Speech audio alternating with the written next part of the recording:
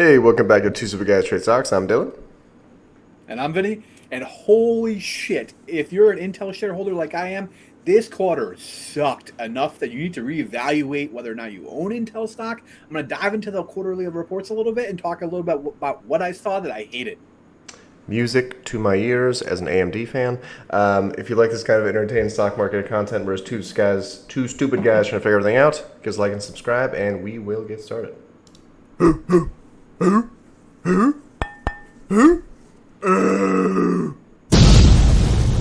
Two stupid guys trade stocks. So, what do you think I'm trying to convey with this thumbnail here, Dylan? Sell? Is Intel just like hell as a stockholder? That's what I'm trying to get here. As someone who said they will never own them and has said that AMD is superior, I'm feeling pretty good. Yeah, interesting. Okay.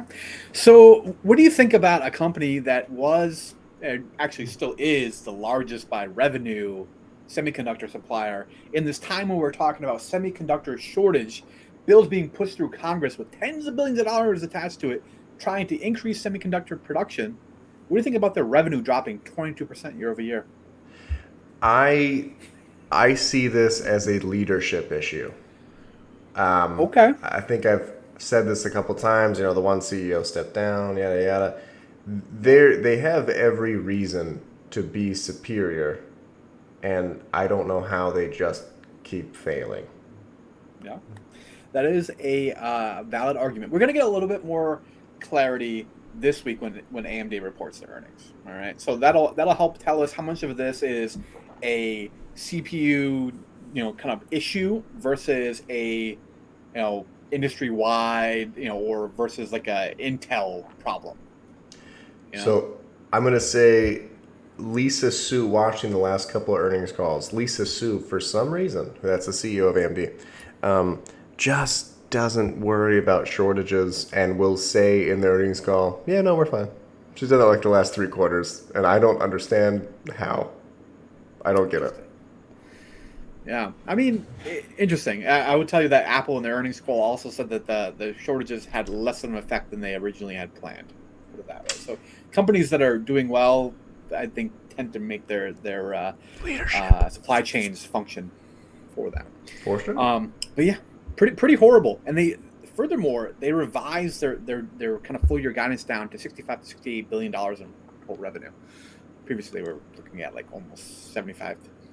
And it should be known that full year revenue is way more than AMD. It is way indeed more. actually. So it's furthermore, this is kind of complicated by a couple things here. So they had guided and they did tell us that they were going to see a significant drop in gross margin. All right, this 20% was roughly like what we kind of thought they were going to be seeing as far as the gross margin, from my understanding of everything. The kind of one positive thing I did take from this was, look at this R&D and MG&A number here. There's actually, they break it out a little bit further on where you can actually see what the R&D versus the kind of general administrative costs are. But that's a big number, right? $6.2 billion. That's more than AMD spends in like an entire year on research and development, and they spent that in like 1 quarter. Yeah, but the weird thing is, you'd think they'd have better chips. True, but they're trying to make up for years of underinvestment, right? That takes a while. It's like, I think a good example is Apple could have been Intel if they kind of let off the gas and stopped innovating. And now you can argue, all right, well, they just have a new phone every year. It's kind of the same thing.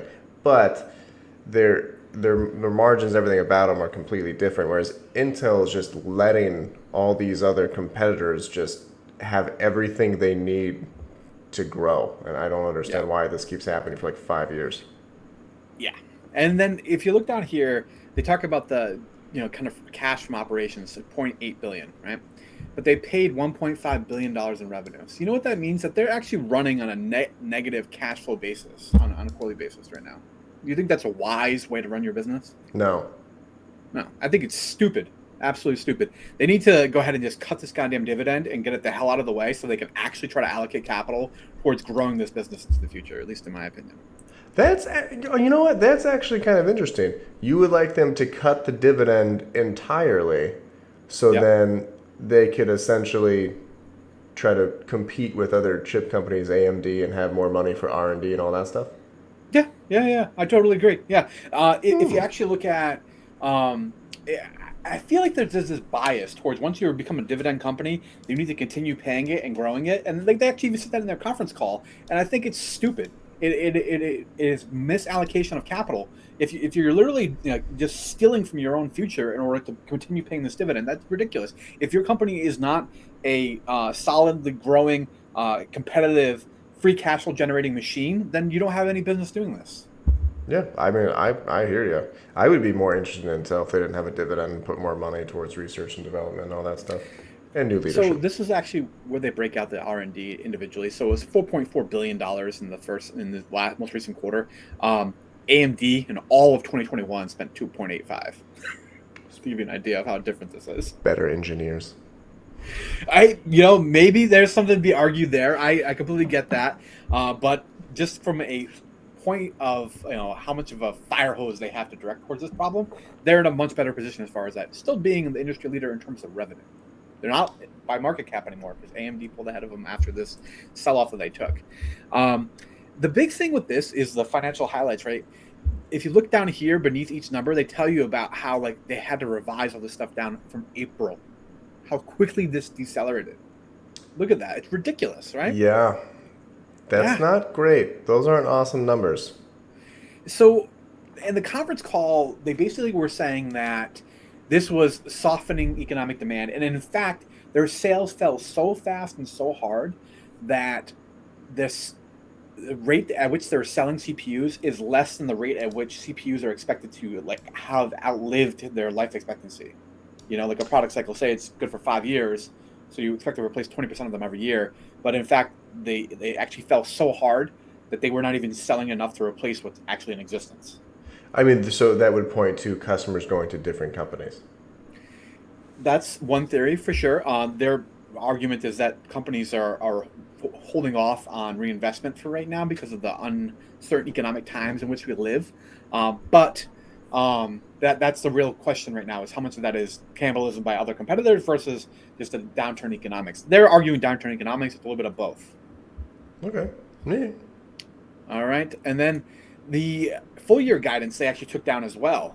Down $8 to $11 billion in total revenue for the entire year. Well, that's ridiculous. Am I the only one who sees this? Utterly flabbergasting how they completely missed the entire revenue That's picture. what she said. Yeah, I know, right? Margin, like I said, we expected margins to get contracted. I'm going to talk about that again in a second. EPS still looking at 230, which puts something like a 15 or so PE in mid 35s. If you believe this number is still going to hold true for the rest of the year, which who knows? Yeah, I mean, this is quite an adjustment after a quarter. I feel like so many things can happen in the next 6 months.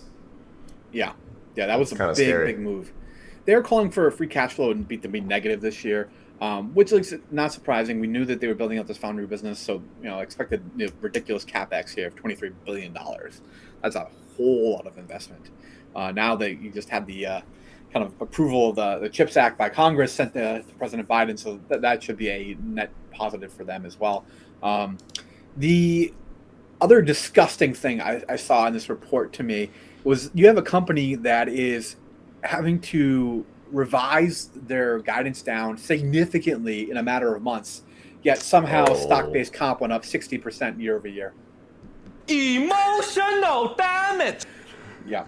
Do you think that was appropriate in terms of are they trying to attract these better engineers like AMD has, according to you, or is this just company just running management running a company into the ground while they go ahead and give themselves some fat bonus checks? I don't know.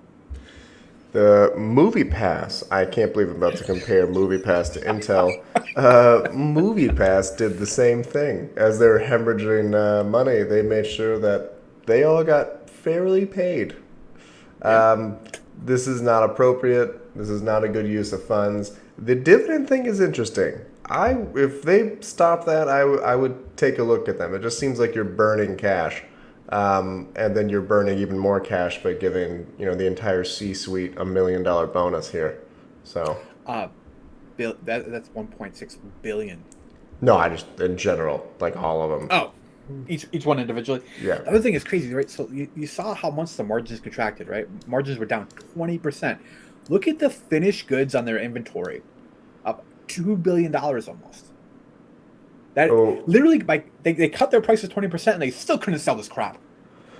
yeah. There's gonna be some people that are gonna argue in the comments, saying that their chips are superior and all this stuff. I'm just gonna say refer to minute 10 in the video, and that's the argument. Wow. Okay, sure. I mean, they've made some progress from what I can kind of see as far as watching benchmark channels and that sort of stuff. They have made some progress. However, this is just it's obviously not enough. You know, their current hopes is that they can be the chip leader on a node process basis by like 2024 is what their guidance is. They're hoping for parity sometime in 2023. Um, it's going to be rough. So what I basically threw in here, this is like a little DCF calculator. So this is the expected EPS for the year with a 5% growth, which is aggressive for a company that just showed negative 20% growth. All right, but the entire semiconductor industry grows. I think it was about 6% per year is what the industry expectation is. So if they could maintain market share, which who the hell knows if they could, the next 5 years and then perpetual growth rate at 3%, they're worth like $32 a share for a market rate return.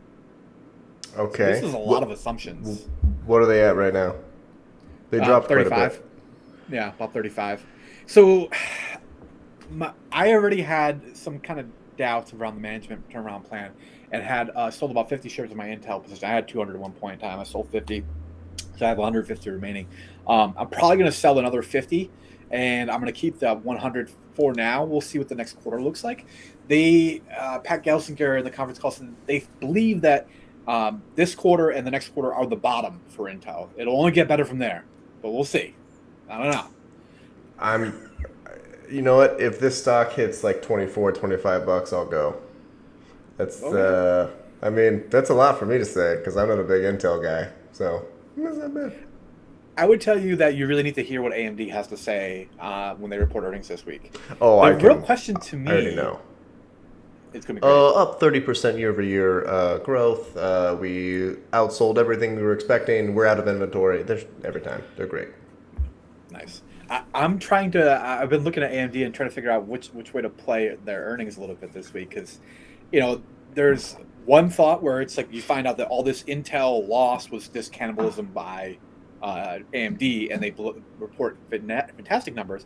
There's another thought where they're kind of priced to perfection right now, and if it's truly a PC market downturn, they may throw out a number that is less than Wall Street expectations and may get absolutely destroyed for it because of their multiple being so much higher than Intel. So I will see what usually happens is Intel reports and AMD goes down just from like the last 4 or 5 quarters. AMD goes down because Intel did not do well, and because they went down, then AMD having anything positive usually does quite well. That's Yeah, I what's think been happening.